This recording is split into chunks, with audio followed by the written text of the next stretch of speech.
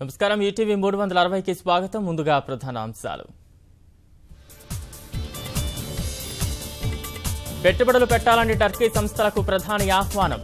భారత్ను మించిన అవకాశాలు మరెక్కడా లేవని స్పష్టీకరణ. పూంచ్లో కాల్పుల విరమణకు పాక్ మరోసారి తూట్లు. కాల్పుల్లో 2 భారత జవాన్ల వీరమరణం. కోర్టు ధిక్కరణ కేసులో జస్టిస్ కర్ణన్కు వైద్య పరీక్షలు. మానసిక పరిస్థితిపై నివేదిక ఇవ్వాలని సుప్రీం ఆదేశం. రాష్ట్ర పోలీసులపై ట్విట్టర్లో దిగ్విజయ్ తీవ్ర ఆరోపణలు. ఆధారాలు చూపాలంటూ నిలదీసిన మంత్రి కేటీఆర్. మిర్చికి 2000 బోనస్ ఇవ్వాలని కాంగ్రెస్ డిమాండ్. నిరంకుశత్వం వీడకుంటే గుణపాఠం తప్పదని హెచ్చరిక.